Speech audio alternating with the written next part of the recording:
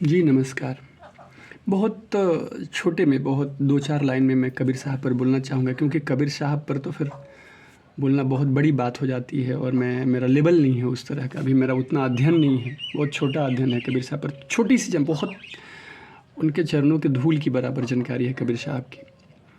कबीर साहब हो गए, रैदास हो गए, आपको रहीम साहब हो गए, इन तक पहुँचना बहुत बड़ी बात होती है, बहुत बड़ी बात। ये कब है, ये बड़ी महत्व रखता है। तुलसीदास कब है, ये बड़ी महत्व रखता है और ये बताता है, बहुत कुछ कह जाता है। ये सूरदास, तुलसीदास सब तब के हैं जब भारत पर मुसलमानों का शासन था। कबीर साहब तब के हैं जब भारत पर मुसलमानों का शासन था। आज इतना हिंदू मुस्लिम में सबको कहता है मुसलमान अच्छे नहीं हैं, बिल्कुल अच्छे नहीं हैं। हिंदू और मुसलमान दोनों जिनमें कट्टरता है, दोनों के दोनों अच्छे नहीं। हिंदू हो, मुसलमान हो, सिख हो, ईसाई हो, बौद्ध हो, जैन हो, पारसी हो, यहूदी हो, जो भी हो, जिनके अंदर कट्टरता है वो अच्छे नहीं हैं। मैं इसलिए कबीर साहब को बोल रहा हूँ कि तब अब तो राजतंत्र है, ये लोकतंत्र है, राजतंत्र है भी नहीं। और मैं तब की बात कह रहा हूँ जब भारत में राजतंत्र था और मुसलमान यहाँ के राजा हुआ करते थे। तब बड़े बड़े ग्रंथ लिखे गए। तब तुलसीदास हुए, कबीरदास हुए, रैदास हुए, रहीम साहब हुए। ये तब हुए। रहीम साहब तो अकबर के दरबारी कवि थे साहब। सोचो, एक मुसलमान और भगवान कृष्ण के प्रति आस्था, और उसमें भी कौन, अकबर के दरबारी। विश्व के सबसे बड़े सम्राटों, सबसे शक्तिशाली सम्राटों में से एक, मुगलिया सल्तनत के मंत्री, प्रधानमंत्री, और कृष्ण की पूजा करते हैं। कबीर साहब एक मुसलमान, क्या कहते हैं, कांकड़ पाथर चून के, कुछ कंकड़ पत्थर कहते हैं, कंकड़ पत्थर चून के मस्जिद दियो बनाए, ताज चढ़ी मुल्ला बांग दे, क्या बहरो भयो खुदाए। कब कहते हैं साहब? 1540 में जन्म हुआ उनका, और तब शेर शाह का शासन रहा होगा यहाँ पे। और जब कबीर साहब की पूरी ज़िंदगी रही होगी तो अकबर का शासन रहा होगा। शेर शाह के बाद अकबर का हो जाता है 1556 के बाद, पानीपत की दूसरी लड़ाई के बाद।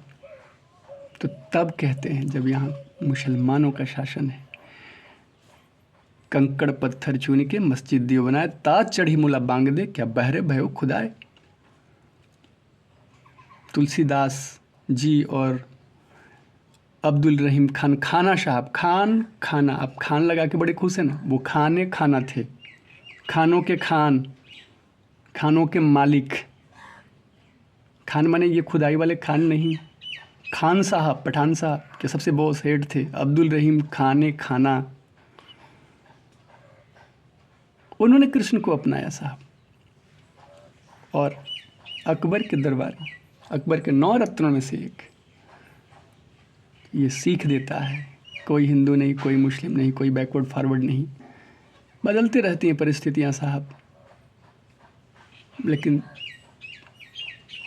हमको सहिष्णु होना है, मिल के रहना है। अकबर द ग्रेट ने तो दीन इलाही चला दिया। और भारत का यदि मुसलमान कट्टर होता है तो वो बेवकूफ़ है, वो जाहिल है, वो गंवार है। भारत का कोई मुसलमान अकबर तो नहीं ही हो सकता है, अकबर के जूते का धूल नहीं हो सकता है, मुसलमान क्या कोई हिंदू भी। Akbar was the greatest king, one of the greatest king of the world, not India. वो केवल भारत के महान शासक नहीं थे, दुनिया के महानतम शासकों में एक है अकबर। और भारत का मुसलमान कट्टर हो जाता है, भारत का हिंदू कट्टर हो जाता है। इससे बड़ा गिरा हुआ नैतिकता, इससे अशिक्षा, इससे बड़ा अज्ञानता और क्या हो सकता है। अकबर के हिंदुस्तान में, मतलब ये अकबर का हिंदुस्तान नहीं है, ये सबका हिंदुस्तान है। कुछ लोग फिर इस पर ये विवाद करेंगे कि अकबर का हिंदुस्तान क्यों कह दिया। चलो, हम तुलसीदास का कहते हैं, कबीर साहब का कहते हैं, रैदास का कहते हैं, रहीम साहब का हिंदुस्तान में अगर यदि ऐसा होता है तो इससे बड़ी अंधकार, इससे बड़ा नीचता और कुछ नहीं हो सकता।